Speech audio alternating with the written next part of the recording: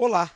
Nesta videoaula, apresentamos o conceito de criação de bibliotecas de usuário através da implementação dos arquivos de cabeçalho.h e dos arquivos fonte.c.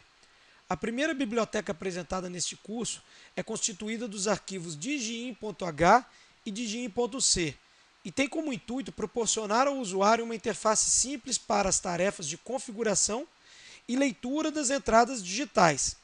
A ideia inicial aqui é criar um conjunto de funções que simplificam o uso da biblioteca GPIO da ST anteriormente apresentada.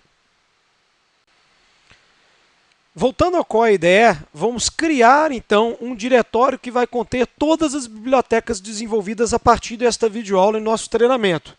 Para isso, nós clicamos com o botão direito sobre a pasta Projetos ARM STM32 e adicionamos aqui um grupo chamado curso _lib. Dentro deste grupo, nós vamos adicionar uma a uma as bibliotecas a serem desenvolvidas em nosso treinamento. Vamos começar então com a biblioteca chamada digin.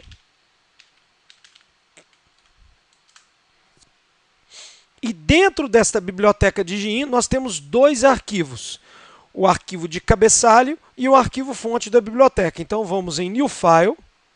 Devemos criar esta mesma estrutura física no diretório do nosso projeto, pois ela não existe até então. Vamos aqui em Novo, Pasta, criamos a pasta chamada curso lib e uma nova pasta chamada digin. Dentro da pasta digin, vamos adicionar então os nossos dois arquivos aqui citados. O arquivo digin.h, o arquivo de cabeçalho, e o arquivo fonte digin.c.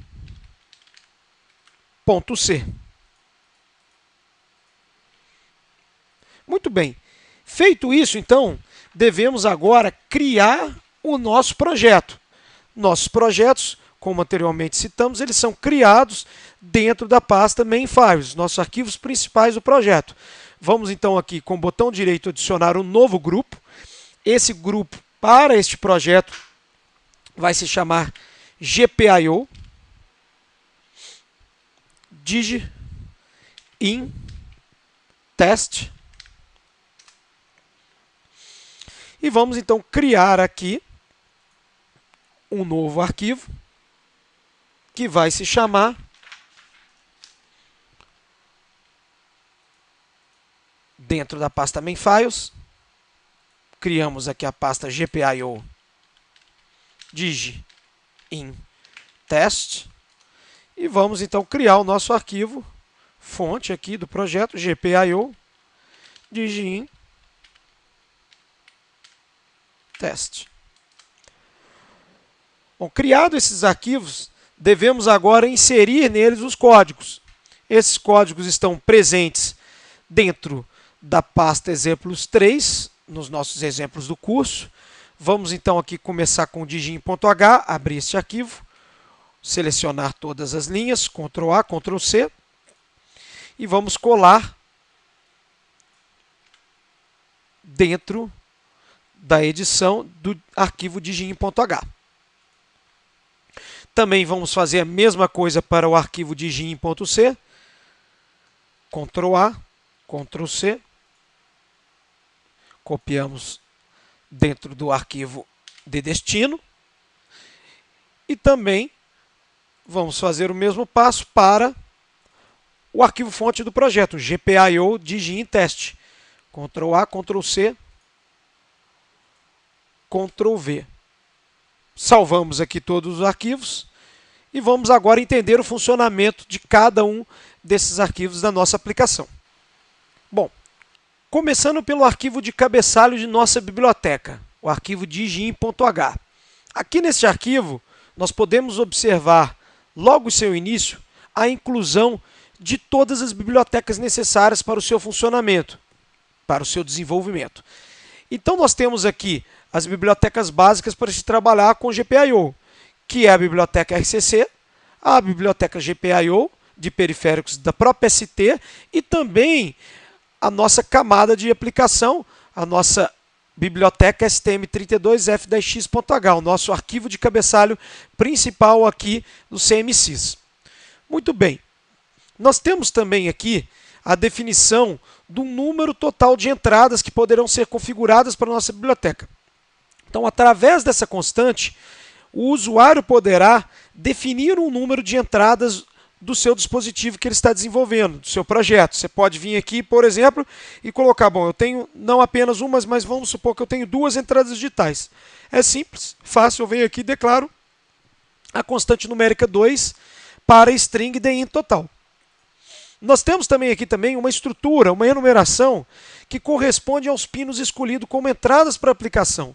De cara, nós definimos aqui uma constante, né, o chamado aqui DIN button. Esse nosso nome aqui, essa nossa enumeração que nós estamos criando aqui, vai ser para o nosso primeiro botão que vai estar conectado à porta PB1. E nós vamos criar aqui, para fazer um teste também, se a gente quisesse inserir mais de uma entrada digital na nossa aplicação, a gente colocaria aqui, por exemplo, um novo nome, DIN, vamos supor, button, underline 7, por exemplo. Esse cara recebendo o valor numérico 1, por exemplo. Então, nós temos aqui a definição, nessa nossa enumeração, de 2 nomes para 2 entradas digitais no caso. Poderia ser qualquer nome que você escolher. Poderia ser DIN emergência, DIN porta principal, etc. Isso daí vai de acordo com a sua aplicação, com a sua necessidade e com o número de entradas, obviamente, configuradas. Ainda no nosso arquivo de cabeçalho, nós temos aqui uma definição de uma estrutura que corresponde à configuração para todos os pinos de entradas digitais da nossa biblioteca. Essa estrutura ela é composta basicamente de todos esses 6 membros, sendo o primeiro membro o nome daquela entrada digital. Então, aqui nesse primeiro membro aqui, nós definimos, por exemplo, se será a entrada DIN button, se será a entrada DIN button 7, etc. Nós temos aqui como segundo membro dessa estrutura aqui a porta GPIO utilizada, se é a porta A, se é o GPIO A, se é o GPIO B, GPIO C, etc. Terceiro membro, nós temos aqui o pino escolhido para a entrada digital, se é o GPIO pino 1, pin 0, pino 7, pino 8, 15, etc.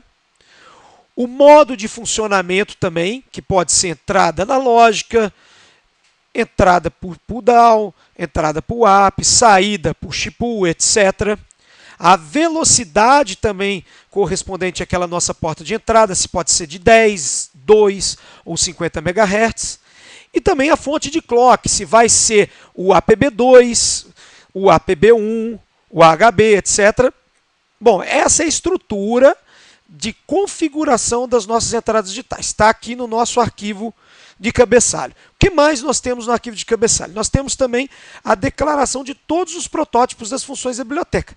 Aqui nós teremos basicamente 2 funções. A função de configuração das entradas, de inicialização das nossas entradas configuradas, e a função de leitura das entradas.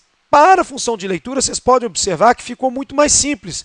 Basta agora a gente passar o nome da entrada digital que nós queremos ler o estado atual. Então aqui eu vou digitar lá no meu programa principal DIN read, abrir parênteses e vou escrever, por exemplo, se vai ser DIN button, se vai ser DIN button 7, se vai ser DIN emergência e etc. Ficou muito mais simples a estrutura aqui. Já o arquivo fonte da nossa biblioteca, o arquivo digin.c, ele contém a implementação de todos aqueles protótipos de funções que foram definidos no nosso arquivo de cabeçalho e, porventura, inclusive, a possibilidade de implementar funções extras, funções internas da biblioteca. Bom, de cara nós precisamos, então, incluir nesse arquivo qual biblioteca será utilizada. Então, a gente inclui o arquivo digin.h, que contém todas as declarações necessárias para esse arquivo fonte. Nós fazemos aqui, logo nessas primeiras linhas aqui, a inicialização dos pinos de entrada da nossa aplicação. Então, nós podemos observar aqui que é feita a declaração de um vetor, chamado, por exemplo, digin config. Por ser um vetor, a gente pode configurar aqui vários índices, né, com diferentes números de entradas, de configurações de entradas. Qual que é o tipo desse vetor? O tipo desse vetor é o tipo DIN-config-type, que foi declarado lá no nosso arquivo de cabeçalho e que contém 6 membros aqui: o nome, a porta, o pino, o modo de funcionamento, a velocidade e o periférico, o barramento de clock daquele nosso periférico utilizado. Então, nós podemos observar que é feita já a inicialização do primeiro índice desse nosso vetor com esses valores. Então, isso significa que o nosso primeiro membro GPIOName, ele recebe o nome DIN-button. O nosso segundo membro da estrutura, chamado GPIOPort, ele recebe a porta B. O nosso terceiro membro, chamado GPIOPin, ele recebe o pino 1, GPIOPin 1. O nosso quarto membro, GPIOMode, ele recebe o modo de funcionamento desse pino, que neste caso foi configurado como uma entrada PUAP. O quarto membro, que é a velocidade, recebe a velocidade de 2 MHz. E o quinto membro, que neste caso é a fonte de clock, o GPIO clock, ele recebe o RCC APB2, que é o periférico, né, o barramento APB2, e o periférico GPIOB. Se quiséssemos aqui implementar, inicializar outros pinos de entrada, basta a gente copiar aqui toda essa inicialização feita entre esses colchetes, essas chaves, né, dar um Enter, e ir declarando aqui de acordo com o número de entradas do nosso projeto. Aqui neste caso, como nós declaramos no arquivo de cabeçalho apenas mais uma entrada e chamamos esta entrada de DIN-button 7, para fazer a declaração para esse DIN-button 7, basta a gente colocar aqui o nome DIN-button 7, dizer que vai ser a porta GPIO B ou GPIO-A, se for porventura conectado a um pino da porta GPIO-A. Vamos então supor que será conectado a um pino da porta GPIO-B e, neste caso, será conectado, por exemplo, ao pino 7 da porta GPIO-B. Pronto, foi configurado aqui um novo pino com o nome DIN-button 7, pertencente à porta GPIO-B, com pino de número 7, configurado como uma entrada PUAP, uma velocidade de 2 MHz e um clock RCC APB2 periférico GPIOB. Como nós vamos utilizar em nossa aplicação apenas uma entrada digital, que é a porta PB1, né, GPIOB pino 1, nós vamos aqui então deletar essa inicialização, né, essa declaração, e lá no nosso arquivo de cabeçalho dizer que é apenas uma entrada digital e deletar aqui, no caso, né, da enumeração, o DIN-button 7. Ok. Retornando então ao nosso arquivo fonte, digin.c. O que nós temos aqui na função digin-init, que é a função de inicialização dos pinos de entrada? Nós temos aqui então a declaração de dois tipos, né, de duas variáveis aqui, de tipos GPIO init type-def, e o tipo DIN-name. Observe que a variável input pin do tipo DIN-name, ela recebe o quê? Ela recebe a nossa enumeração. Como neste caso nós temos apenas a variável DIN-button na nossa enumeração, nós temos então apenas um índice. Então o input pin, ele recebe apenas aqui, neste caso, o valor 0, que é o DIN-button. Se nós tivéssemos aqui na nossa enumeração outros valores, esse valor de input pin, ele ia refletir estes valores diferentes declarados dentro da nossa numeração. Por exemplo, se DIN-button tivesse um DIN-button 7 com o valor numérico 1, se input pin recebesse o valor numérico, né, recebesse o valor 1, então ele refletiria aqui o quê? A variável, ele refletiria aqui na enumeração, né, a string DIN-button underline 7, que foi o que a gente acabou de criar e mostrou. Bom, nesse caso, então, nós temos apenas o valor numérico 0, que é referente, então, aqui ao DIN-button. É feito, então, um loop para a inicialização de todas as entradas configuradas. Como nós temos apenas uma entrada, que está aqui designada aqui através da variável DIN total, que nós declaramos no arquivo de cabeçalho com o valor numérico 1, então esse loop ele é feito apenas uma vez. enquanto input pin for igual a 0, e ele for menor do que 1, ou seja, 0 é menor do que 1, ele faz esse loop apenas uma vez. Então, o que a gente tem aqui? A gente faz inicialmente a habilitação do clock de periférico para todas as portas configuradas. Veja que interessante. Agora, neste loop, nós passamos aqui como parâmetro, como primeiro parâmetro da função RCC APB2 periférico clock command, nós passamos para ele aqui o primeiro índice, né, o input pin vale 0, nós passamos o índice 0 do vetor DINConfig. O índice 0 do vetor DINConfig, ele foi configurado com todos esses valores aqui. E no caso do valor de GPIO clock, né, do membro GPIO clock, que é o nosso último membro dessa estrutura, o que ele recebeu como inicialização? RCC underline APB2 periférico GPIOB. Então, nós estamos habilitando a partir desta função quem? O clock do barramento APB2 para o periférico GPIOB. O que é feito nas linhas seguintes? Também é feita a inicialização da estrutura GPIO, obedecendo, neste caso, o vetor DINConfig e aquele índice selecionado. Então, para o índice 0 do nosso vetor DINConfig, para o membro GPIO pin, que neste caso é o terceiro membro da nossa estrutura, foi passado o quê? O valor GPIO pin 1. Então, quando a gente faz isso aqui, é a mesma coisa que escrever GPIO init struct.GPIO pin igual a GPIO pin 1. Estamos passando o pin 1, estamos passando o modo input PUAP, estamos passando a velocidade de 2 MHz, estamos configurando, inicializando a porta B, pino 1, como entrada PUAP e velocidade de 2 MHz. Se tivéssemos aqui outros pinos, outras inicializações de diferentes pinos, esse loop iria fazer exatamente o que a gente acabou de explicar para os demais índices do vetor DINConfig, que automaticamente estaria configurando os demais pinos desejados na aplicação. Temos também o que? A função diginRead. É muito simples, é uma função que retorna um bit action, ou seja, um bit set ou um bit reset para um determinado pino selecionado. Então, se a gente passar aqui para essa função, por exemplo, o valor DINButton, o pino DINButton, o valor que estaria vindo aqui para a variável input pin seria o valor 0, que é o valor de DINButton.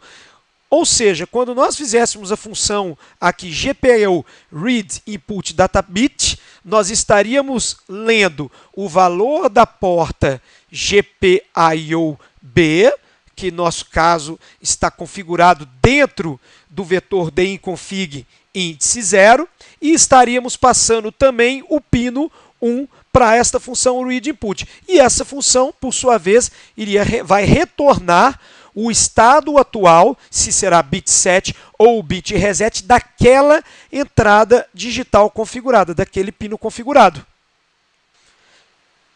Abrindo então o arquivo fonte principal do nosso projeto, o arquivo gpio.dig.in.test.c, podemos observar como ficou muito mais simples a configuração e utilização das nossas entradas digitais. Basta, então, declararmos aqui, incluirmos o arquivo de cabeçalho digin.h, que, por sua vez, já inclui os demais arquivos cabeçalhos necessários para o projeto, a biblioteca GPIO, a biblioteca RCC, né, a nossa biblioteca CMSIS. Também aqui a gente fez o uso ainda daquela funçãozinha de delay. No nosso arquivo principal, no int main void, declaramos aqui uma variável inteira de nome botão. Fazemos a inicialização da estrutura de GPIO. Veja que, neste caso, como nós criamos apenas até o momento uma biblioteca para configuração e utilização das entradas digitais, nós temos que fazer o mesmo procedimento que foi feito lá no programa anterior, na videoaula anterior, para as saídas digitais, porque até então nós ainda não criamos uma biblioteca de Giout para tratamento e configuração das nossas saídas digitais. Então, aqui neste momento, nós temos que ainda fazer aquele mesmo tipo de configuração pino a pino para as nossas saídas digitais. Porém, veja que agora as nossas entradas digitais, no nosso caso apenas a entrada PB1, né, ela vai ser configurada, inteiramente configurada apenas chamando a função digin init. Ele já vai configurar todos os pinos que porventura foram inclusos aqui na inicialização do arquivo fonte digin.c. Ótimo. Dentro do loop principal, nós temos aqui o delay, o atraso. A variável botão, agora ela recebe o valor invertido, né, not, da função digin_read. Olha que simples, agora nós não precisamos passar qual porta, qual pino, nós só precisamos passar o nome daquela entrada que a gente desejou, que a gente escolheu lá no nosso arquivo de cabeçalho digin.h, que nesse caso nós chamamos de din_button. Então basta eu chamar a função digin_read, colocar o nome do pino que eu quero fazer a leitura do estado atual, que é din_button, que ele já vai fazer todo o restante dentro dessa função que foi implementada no arquivo digin.c. Também fazemos aqui a verificação, né, a estrutura condicional. Se botão for igual a 1, aciona a saída PB0, né, a nossa saída pino 0 do GPIOB. E se botão for igual a 0, ele desliga a saída PB0 da nossa GPIOB. Então vamos compilar agora esse projeto, porém, mais uma vez, antes de compilar, nós temos que deletar o arquivo do projeto anterior, né, o arquivo principal do projeto anterior, por conta do conflito que vai existir de ter duas funções main. Vamos compilar esse nosso novo projeto.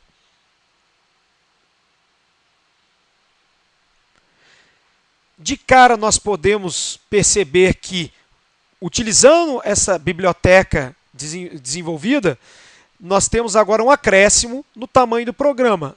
O nosso programa anterior ele tinha 1.444 bytes e agora nós temos 1.592 bytes. Porém, nós podemos perceber que isso simplificou muito. A criação de uma biblioteca para tratamento já e configuração das nossas entradas digitais simplificou muito o uso dessas funções dos nossos projetos. E esse é o intuito dessa videoaula. Vamos transferir esse projeto para a nossa placa de desenvolvimento. Vamos então testar a nossa aplicação na placa de desenvolvimento, pressionando o nosso push button SW1. Percebemos que a nossa aplicação funciona exatamente igual às aplicações que apresentamos nas videoaulas anteriores, de uma forma muito mais simples para a configuração das entradas digitais nesse caso. Esse foi o intuito desta videoaula. Obrigado.